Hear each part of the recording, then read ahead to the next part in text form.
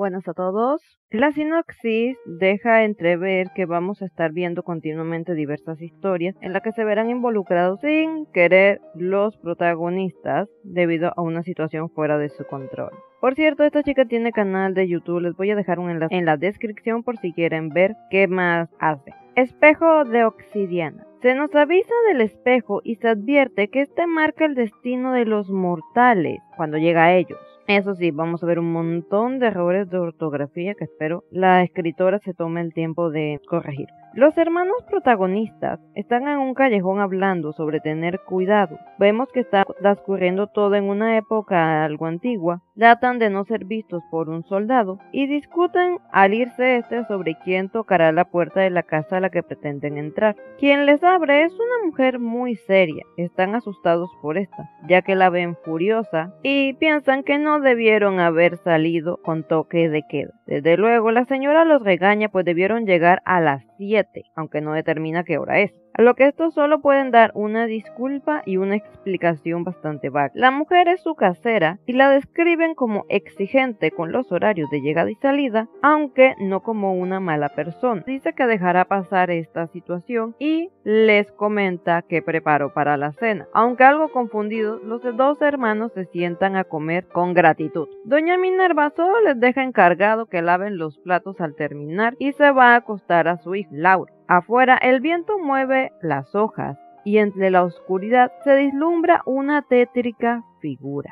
Madre e hijo suben al segundo piso y se van acomodando para dormir, al parecer sin escuchar de ninguna forma la conversación entre Alma y su hermano. Han estado buscando una criatura la cual se ha estado llevando niños en el pueblo. Ella habla de haber tomado un trabajo en el mercado para poder usar mejor su espejo, sin dar detalles al respecto. Su hermano tiene dudas y desconfianza por lo que pasa. Ella, aunque urgida, dice estar segura de que pueden manejar la situación, ya que asegura tienen una ventaja y no parece dispuesta a discutir esto. Su hermano decide dejar el tema ahí para poder irse a dormir. Agotado se desploma en la cama, comentando también que desearía estar en su casa. Afuera vemos una silueta siniestra de una extraña figura al parecer femenina, con garras en las manos y las patas de algún animal en lugar de pies. Un rojo brillante está en sus ojos y exhala un fuerte aliento.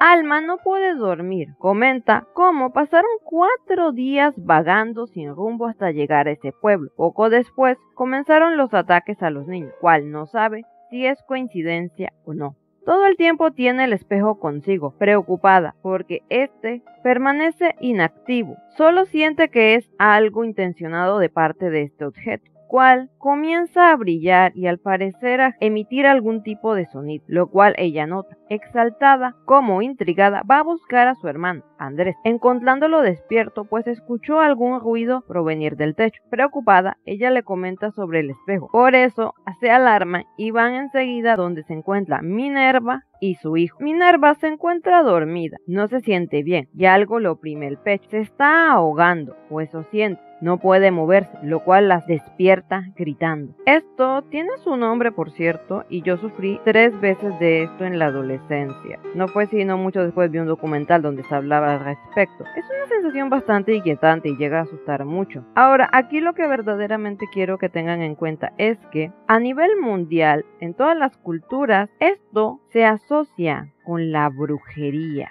Con esfuerzo, Minerva logra levantarse de su cama para ver cómo esa extraña criatura toma de su cuna a su hijo. Confusa, solo puede preguntar qué pasa y le dice que no se llevará al niño. A lo que este ser le responde que es su pago por la deuda. Cuando Minerva se le acerca, esta criatura la golpea con mucha fuerza, empujándola contra la pared y obviamente lastimándola. Los hermanos están afuera, preocupados, intentando entrar. Andrés tiene que forzar la puerta, la patea hasta lograr abrirla, mientras Alma no deja de ver el espejo, cual sigue emitiendo energía sin parar. Entran al cuarto destrozado ya, encontrando a la señora herida inconsciente. También logran ver a la criatura, la cual los amenaza con lastimar al pequeño si se acercan. Aún así, Andrés se coloca entre ellos, a modo de defensa, me imagino. La criatura amenazante se va rápido antes de que alguno pueda hacer algo al respecto. En eso despierta Minerva gritando por su hijo. Histérica, la mujer solo habla de su hijo, mientras Alma trata de calmarla, al igual que Andrés, en lo que ella vuelve a quedar inconsciente. Deciden acostarla en su cama mientras planean qué es lo que van a hacer. Andrés decide que él irá a buscar a la criatura mientras su hermana se queda ahí. Ella niega, pues quiere acompañarlo sin importar qué, ya que también se ve muy preocupada debido a cómo la criatura lastimó a Minerva y obviamente teme por su hermano. Este se niega, pues la señora requiere atención para sus heridas y ella es la única que tiene esos conocimientos. Alma quiere que planeen qué hará mientras este intranquilo recalca que deben ser rápidos y que tomará el espejo para ir a buscarlo. Nunca dicen qué hace exactamente este espejo, pero se entiende que aparte de alertarlos sobre el peligro, también pueden utilizarlo contra estas criaturas. Los hermanos no logran ponerse de acuerdo en qué harán, cuando Minerva despierta y les ruega a los dos ir por su hijo. Alma le da la razón, la señora insiste, promete que ella va a estar bien, mientras también revela que todo esto se debe a una deuda por su parte cuando era joven debido a su familia y pensaba haber escapado de todo ello. Los hermanos, confundidos, deciden igual ir por el niño.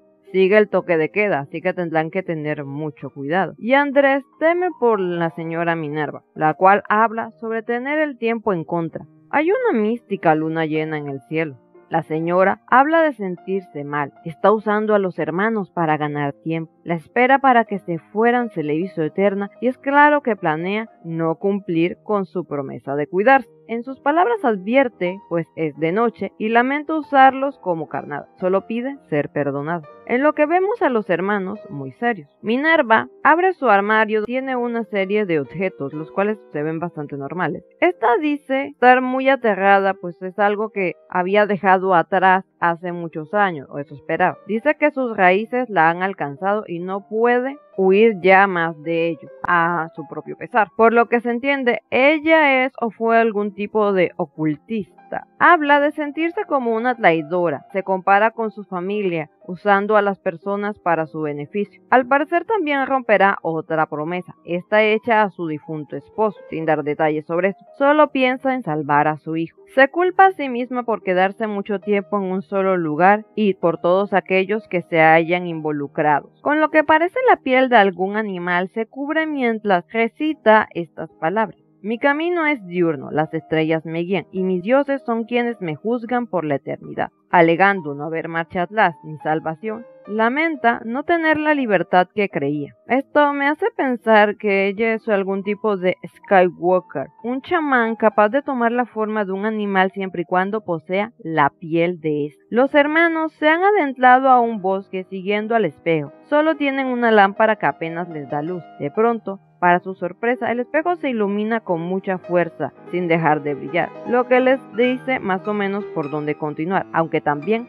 les da un mal presentimiento sintiendo cerca a la criatura, lo cual es correcto, y por lo visto no es la única. Como pueden ver, es una historia que deja bastantes intrigas hasta este punto, crea bastantes dudas, y siento que está bastante natural cuando los hermanos y las personas dan sus explicaciones. En algunas obras, por tratar de explicar las cosas muy rápido, se siente muy antinatural, el ritmo de la historia se detiene o se acelera, ustedes entienden, así que me parece bastante bien. Por este lado, creo que esta persona tiene buena narrativa, la historia se ve bastante interesante, desde luego que tiene que arreglar su ortografía, eso es innegable, pero son cosas que se pueden fácilmente solucionar.